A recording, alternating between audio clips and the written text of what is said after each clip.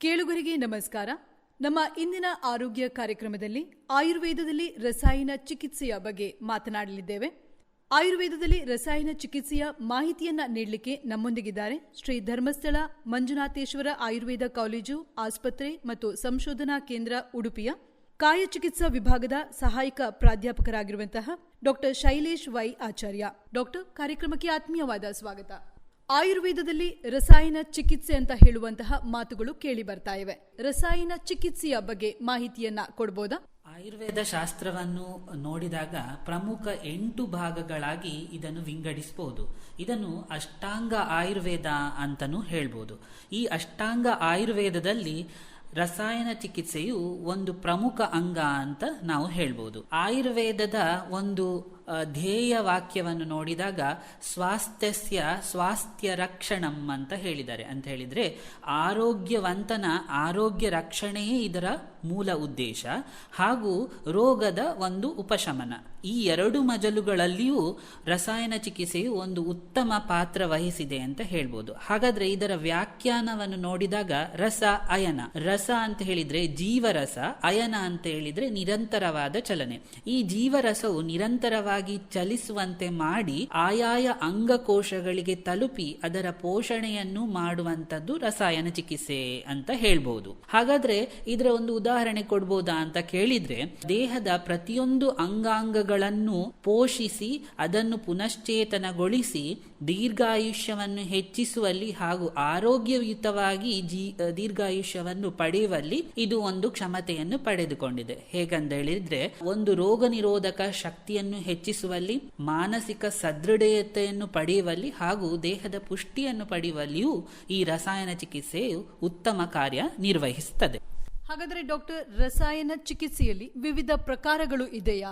ಈಗ ರಸಾಯನ ಚಿಕಿತ್ಸೆಯನ್ನು ಹೇಗೆ ಕೊಡುವುದು, ಅದನ್ನು ಹೇಗೆ ಪ್ರಯೋಗ ಮಾಡುವುದು, ಇದರ ಮೇಲೆ ಒಂದು ವಿಧಗಳನ್ನು ವಿವರಿಸಬಹುದು. ಹಾಗೂ ರಸಾಯನ ಚಿಕಿತ್ಸೆಯ ದ್ರವ್ಯಗಳ ಒಂದು ಕಾರ್ಯಕ್ಕೆ ಅನುಗುಣವಾಗಿ ಅಥವಾ ಗುಣಕ್ಕೆ ಅನುಗುಣವಾಗಿ ವಿಧಗಳನ್ನು ಹೇಳ್ಬೋದು. ಮೊದಲನೆಯದಾಗಿ ರಸಾಯನ ದ್ರವ್ಯ ಹೇಗೆ ಪ್ರಯೋಗ ಮಾಡಬಹುದು ಅಂತ ನೋಡುವ.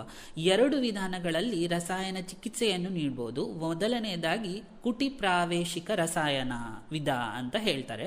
ಎರಡನೆಯದಾಗಿ ವಾತಾತಪಿಕ ರಸಾಯನ ಚಿಕಿತ್ಸೆ ಅಂತ ಹೇಳ್ತಾರೆ. ಹಾಗಾದ್ರೆ ಕುಟಿ ಪ್ರಾವೇಶಿಕ ರಸಾಯನ ಚಿಕಿತ್ಸೆ ಅಂದ್ರೆ ಏನು ಅಂತ ಕೇಳಿದ್ರೆ, ಒಂದು ಕುಟಿಯ ನಿರ್ಮಾಣ ಅಥವಾ ಒಂದು ಕೊಠಡಿಯ ನಿರ್ಮಾಣ ರಸಾಯನ ದ್ರವ್ಯವನ್ನು ನೀಡಲೆಂದೇ ಪ್ರತ್ಯೇಕವಾಗಿ ಮಾಡಲಾಗ್ತದೆ. ಇದಕ್ಕೆ ಎಲಿಜಿಬಲ್ ಪರ್ಸನ್ ಇರುವವರು ಅಥವಾ ಯೋಗ್ಯ ವ್ಯಕ್ತಿಗೆ ವಾತಾವರಣದಿಂದ ಅವನನ್ನು ಪ್ರತ್ಯೇಕಿಸಿ ಈ ರಸಾಯನ ಚಿಕಿತ್ಸೆಯನ್ನು ಪ್ರತ್ಯೇಕ ಕೊಠಡಿಯಲ್ಲಿ ಇದ್ದುಕೊಂಡು ನೀಡಲಾಗ್ತದೆ. ಇದಕ್ಕೆ ಅತ್ಯಂತ ಪ್ರಬಲ ಮನೋಬಲದ ಅಗತ್ಯತೆಯೂ ಇರುವುದರಿಂದ ಇದನ್ನು ಒಂದು ಶ್ರೇಷ್ಠ ರಸಾಯನ ಚಿಕಿತ್ಸಾ ಪದ್ಧತಿ ಅಂತ ಹೇಳ್ತಾರೆ. ಹಾಗಾದ್ರೆ ಇನ್ನೊಂದು ವಿಧ ವಾತಾತಪಿಕ ರಸಾಯನ ಚಿಕಿತ್ಸೆ ಅಂದ್ರೆ ಏನು ಅಂತ ಕೇಳಿದ್ರೆ, ಇದೆಲ್ಲ ನಿರ್ಬಂಧಗಳು, ಈಗ ಪ್ರಥಮ ವಿಧದಲ್ಲಿ ಇರುವಂತಹ ನಿರ್ಬಂಧನೆಗಳನ್ನೆಲ್ಲ ತ್ಯಜಿಸಿ ವ್ಯಕ್ತಿಯ ದಿನನಿತ್ಯದ ಚಟುವಟಿಕೆಗೆ ಅನುಗುಣವಾಗಿ, ಅವನ ಕೆಲಸ ಕಾರ್ಯಕ್ಕೆ ಅನುಗುಣವಾಗಿ, ರೋಗದ ಅವಸ್ಥೆಗೆ ಅನುಗುಣವಾಗಿ ನೀಡುವಂತಹ ರಸಾಯನ ಚಿಕಿತ್ಸೆಯನ್ನು ವಾತಾತಪಿಕ ರಸಾಯನ ಚಿಕಿತ್ಸೆ ಅಂತ ಹೇಳ್ಬೋದು. ಈಗ ಪ್ರಚಲಿತವಾಗಿ ಪ್ರಾಕ್ಟೀಷನರ್ಸ್ ಅಥವಾ ರಸಾಯನ ತಂತ್ರಜ್ಞರು ಈ ಪ್ರಚಲಿತ ವಿಧಾನವನ್ನು ಅತ್ಯಂತ ಪ್ರಾಯೋಗಿಕವಾಗಿ ನಡೆಸಿಕೊಂಡು ಬರುತ್ತಿದ್ದಾರೆ.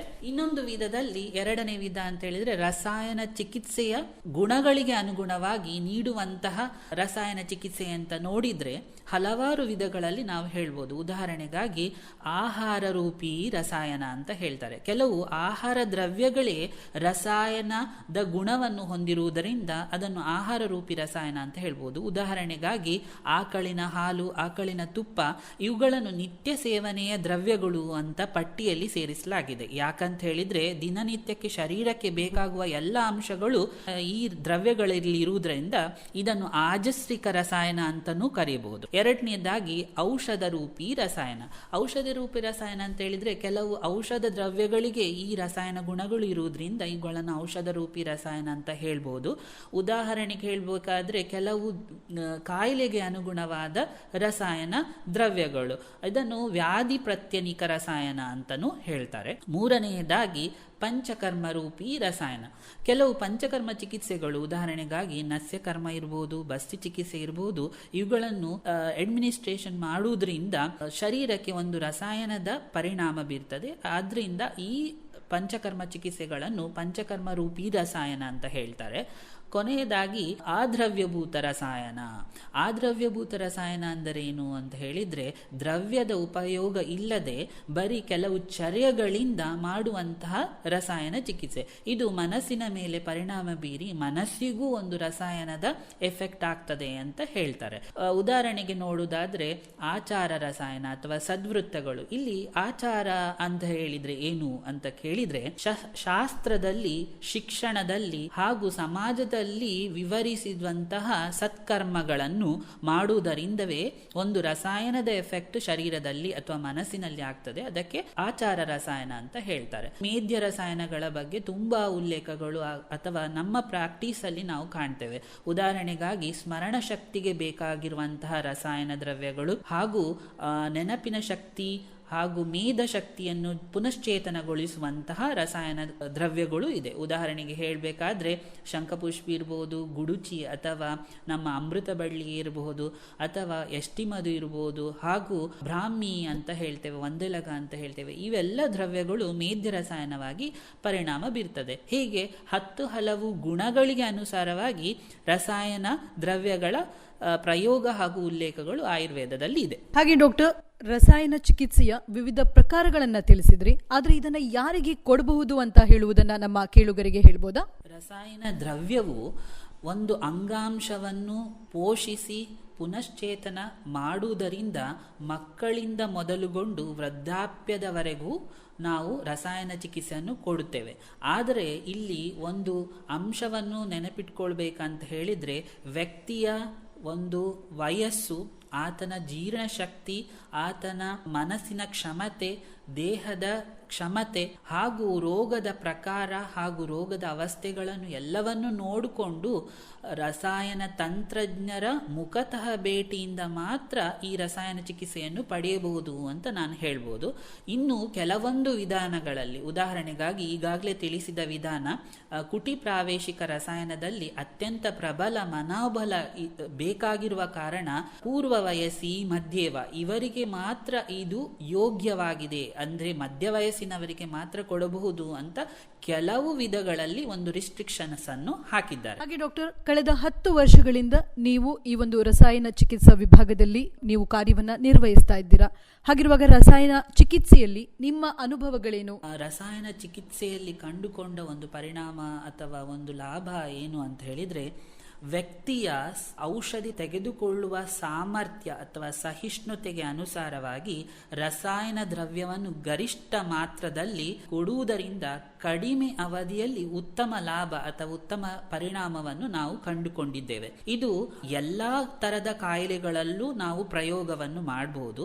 ಆದರೆ ಮುಖತಃ ಭೇಟಿಯಿಂದಲೇ ಇದನ್ನು ವ್ಯಕ್ತಿಯ ದಶವಿಧ ಪರೀಕ್ಷೆಗಳು ಅಂತ ಹೇಳಿದ್ರೆ, ಅವನ ಜೀರ್ಣಶಕ್ತಿ ಇರ್ಬೋದು, ಮಾನಸಿಕ ಸ್ಥೈರ್ಯ ಇರ್ಬೋದು, ಅವನ ಪ್ರಕೃತಿ ಇರ್ಬೋದು, ರೋಗಿ ಅವಸ್ಥೆ ಇರ್ಬೋದು ಅಥವಾ ರೋಗದ ಅವಸ್ಥೆ, ಎಲ್ಲವನ್ನು ನಾವು ಎಲ್ಲಾ ಮಜಲುಗಳನ್ನು ನೋಡಿಕೊಂಡು ನಾವು ಅವರಿಗೆ ಬೇಕಾದ ರಸಾಯನವನ್ನು ಒಂದು ಸ್ಪೆಸಿಫೈ ಮಾಡ್ತೇವೆ.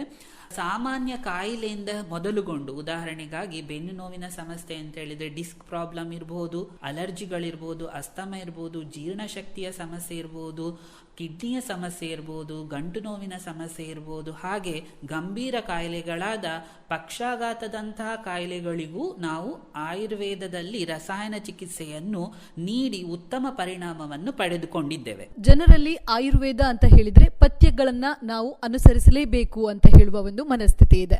ಹಾಗಿರುವಾಗ ರಸಾಯನ ಚಿಕಿತ್ಸೆ ಪಡೆಯುವ ವ್ಯಕ್ತಿ ಯಾವ ರೀತಿಯ ಪಥ್ಯಕ್ರಮಗಳನ್ನ ಅನುಸರಿಸಬೇಕಾಗ್ತದೆ? ಮೊದಲನೆಯದಾಗಿ ಕಾಯಿಲೆಗೆ ಅನುಗುಣವಾಗಿ ಅಥವಾ ರೋಗದ ಅವಸ್ಥೆಗೆ ಅನುಗುಣವಾಗಿ ಹಲವಾರು ಪಥ್ಯಗಳು ಆಯುರ್ವೇದದಲ್ಲಿ ಹೇಳಿರ್ತಾರೆ. ಆ ಕಾಯಿಲೆಗೆ ಅನುಗುಣವಾದ ಪಥ್ಯಕ್ರಮಗಳನ್ನು ಪಾಲಿಸಲೇಬೇಕಾಗುತ್ತದೆ. ಇನ್ನೊಂದು, ಕೆಲವು ಸಾಮಾನ್ಯವಾದ ವರ್ಜ್ಯ ಚರ್ಯಗಳು ಅಥವಾ ವರ್ಜ್ಯ ಆಹಾರಗಳು ಅಥವಾ ಅಪಥ್ಯಗಳನ್ನು ಆಯುರ್ವೇದ ಶಾಸ್ತ್ರದಲ್ಲಿ ಹೇಳಿರ್ತಾರೆ.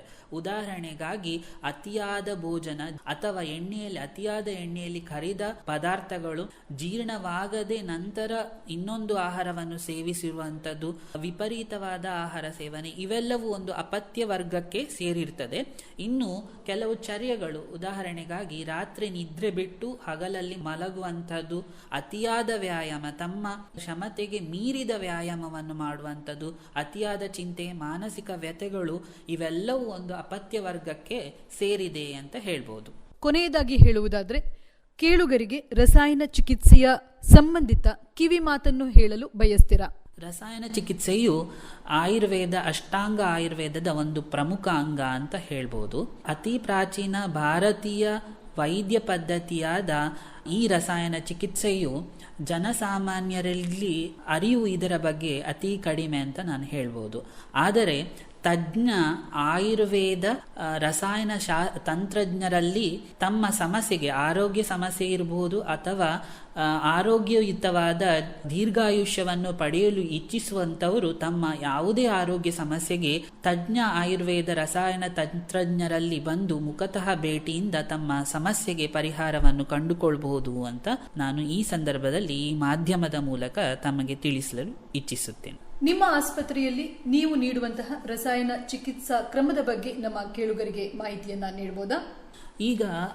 ಈಗಾಗಲೇ ತಿಳಿಸಿದಾಗೆ ಹಲವಾರು ವಿಧದ ಕಾಯಿಲೆಗಳಲ್ಲೂ ಪ್ರತಿಯೊಂದು ವಿಧದಲ್ಲೂ ನಾವು ರಸಾಯನ ಚಿಕಿತ್ಸೆಯ ಪ್ರಯೋಗವನ್ನು ಮಾಡಿಯೇ ಮಾಡುತ್ತೇವೆ. ಈಗ ನಮ್ಮಲ್ಲಿ ರಸಾಯನ ಚಿಕಿತ್ಸೆಗೋಸ್ಕರ ವ್ಯಕ್ತಿಯು ಅಥವಾ ರೋಗಿಯು ಬಂದಾಗ ಅವನ ದಶವಿಧ ಪರೀಕ್ಷೆಗಳನ್ನು ನಾವು ಮಾಡ್ತೇವೆ. ಅವನ ಪ್ರಕೃತಿ ಯಾವುದು, ಏನು ಸಮಸ್ಯೆ, ಹಿಸ್ಟ್ರಿ ಟೇಕಿಂಗ್ ಅಂತ ಏನು ಹೇಳ್ತೇವೆ, ಅಥವಾ ಅವನ ಕಾಯಿಲೆಗಳ ಲಕ್ಷಣ ಯಾವುದು, ಅಥವಾ ಅವನಿಗೆ ಸಂಬಂಧಿಸಿದ ಯಾವುದಾದರೂ ಪ್ರೀವಿಯಸ್ ತೊಂದರೆಗಳಿರ್ತವ, ಅವುಗಳನ್ನೆಲ್ಲ ಪರಿಶೀಲಿಸಿ ಒಂದು ಡಯಾಗ್ನೋಸಿಸ್ ಅಂತ ಹೇಳಿದರೆ ರೋಗ ನಿರ್ಣಯಕ್ಕೆ ಬಂದು ಆ ರೋಗಕ್ಕೆ ಸಂಬಂಧಿಸಿದ ರಸಾಯನ ಚಿಕಿತ್ಸೆಯನ್ನು ನೀಡ್ತೇವೆ. ಇದಕ್ಕೆ ರಸಾಯನ ಚಿಕಿತ್ಸೆಯನ್ನು ನೀಡುವ ಮೊದಲು ಒಂದು ಶೋಧನ ಚಿಕಿತ್ಸೆ ಅಂತ ಹೇಳಿದರೆ ಪ್ಯೂರಿಫಿಕೇಶನ್ ಥೆರಪಿಯ ಅಗತ್ಯತೆ ಇದ್ದೇ ಇರುತ್ತದೆ. ಅಂತ ಹೇಳಿದರೆ ದೇಹದಲ್ಲಿ ಆಗಿರುವ ಯಾವುದೇ ದೈಹಿಕ ದೋಷದ ಲಕ್ಷಣಗಳ ವಿಪರೀತ ಆದಾಗ ಮಾಡುವಂತಹ ಒಂದು ಚಿಕಿತ್ಸೆ ಕ್ರಮವನ್ನು ಮಾಡಿ